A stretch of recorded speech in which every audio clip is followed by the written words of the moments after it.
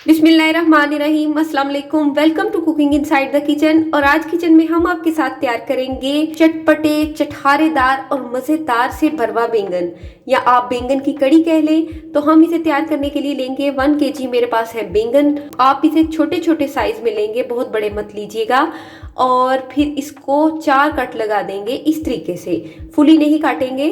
और इसकी स्टेम से इसे रहने देंगे ताकि ये जुड़ा भी रहे और अच्छे तरीके से कट भी लग जाए। इसी तरीके से हम सारे बैंगन को कट लगा लेंगे। और इसके बाद हम लेंगे चाट मसाला। चाट मसाले की रेसिपी मैं आपको दे चुकी हूँ और इसका लिंक आपको डिस्क्रिप्शन बॉक्स में मिल जाएगा। चाट मसाले के अंदर 1 टीस्पून हमने सॉल्ट बस ऐड किया है। अब हम इसे फिल करेंगे बैंगन में।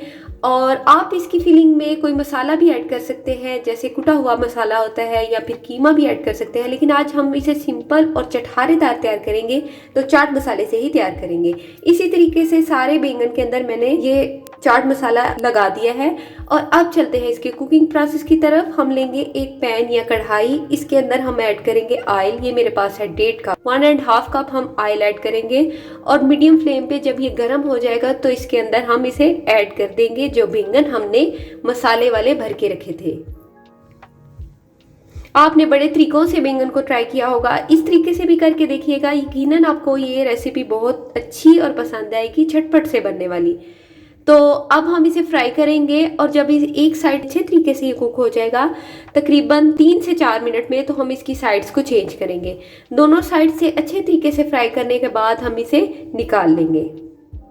आप इसे कवर करके रखें ताकि ये अच्छे तरीके से अंदर तक फ्राई हो जाए और इसकी छींटे भी नहीं पड़े। तो जैसे आप देख रहे हैं बड़े अच्छे तरीके से फ्राई हो गए हैं। अब हम इसे एक प्लेट में निकालेंगे और इसी तरीके से मैं सारे बैंगन को फ्राई कर लूंगी।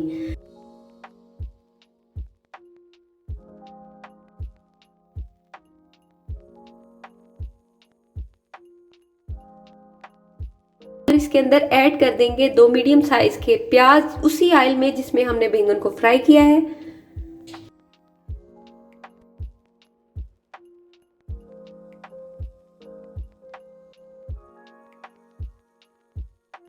इसे हम हल्का सा सोते करेंगे, यानी सॉफ्ट करेंगे, फ्राई नहीं करेंगे गोल्डन सा। बिल्कुल सॉफ्ट करने के बाद इसके अंदर 1 टेबलस्पून गार्लिक पेस्ट ऐड करने के बाद 1-2 मिनट पकाएंगे और साथ में अदरक का पेस्ट ऐड कर देंगे।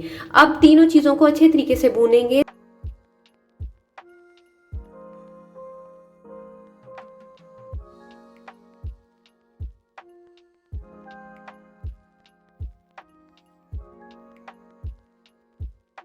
और अब हम इसके अंदर मसाला जात ऐड करने लगे हैं, जिसमें मेरे पास जीरा, सूखा धनिया, देगी, सुरख मिर्च और कश्मीरी मिर्च, ये सब चीज़ें जाएंगी 1 टेबल स्पून। और हमने इसे ऐड कर दिया है। साथ ही हम ऐड करेंगे टमाटो पेस्ट। ये मेरे पास जाएगा 2 अदर टमाटोज का पेस्ट। बहुत ही मज़े की, चटखारेदार, तीखी सी और मज़े की ये हमारे पास ग्रेवी तैयार होगी, जिसके अंदर हमने जो फ्राई किए हुए हैं बैंगन उसे दम देंगे। जब मसाला अच्छे तरीके से भुन जाएगा, ऑयल बिल्कुल अच्छे तरीके से सेपरेट हो जाएगा, तो हम इसके अंदर ऐड करेंगे 3 से 4 अदद हरी मिर्च। ये बिल्कुल ऑप्शनल है लेकिन बहुत खूबसूरत और खाने में भी बड़ी मज़े की लगती है। आप भी इसे ज़रूर इसी तरीके से ऐड कीजिएगा। और अब हम ये देखें मसाला अच्छे तरीके से भुन चुका है और बैंगन हमारे पास बिल्कुल फ्राई है। अब हम इसे बड़े ही स्लाइटली इसके अंदर रख देंगे, मसाले के अंदर, और बिल्कुल लो फ्लेम पे इसे कुक करेंगे तकरीबन 10 मिनट के लिए। 10 मिनट के लिए आप इसे दम पे कुक करेंगे ताकि ग्रेवी का सारा मसाला जो है उसका टेस्ट बैंगन के अंदर आ जाए और बैंगन भी बड़े अच्छे तरीके से इसके अंदर कुक हो जाए। जैसे आप देख रहे हैं ये तकरीबन 3 से 4 मिनट बाद का व्यू है। मज़ीद इसे कुक करेंगे दम पे ही ताकि अच्छे से कुक हो, मसाला इसके अंदर रच जाए बैंगन के अंदर और मज़े की हमारे पास चटखारेदार कड़ी तैयार हो। अब मैंने इसके अंदर ऐड किया दिया है सॉल्ट। ये जाएगा 1 टेबल स्पून। सॉल्ट हमने इसलिए एंड पे ऐड किया है ताकि इसका कलर हराम नहीं हो बैंगन का।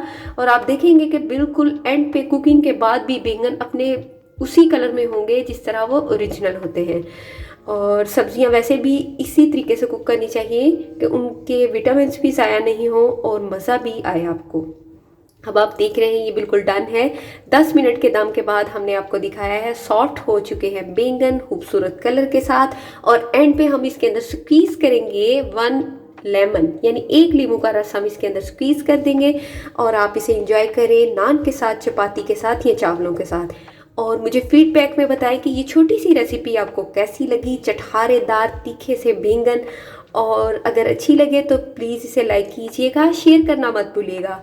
और चैनल पर अगर नए हैं तो प्लीज़ फुल वॉच करके फिर ही इसे सब्सक्राइब कीजिएगा। अपनी दुआओं में याद रखिएगा। इंशाल्लाह फिर मिलेंगे अच्छी सी रेसिपी लेके। तब तक के लिए अल्लाह हाफिज़।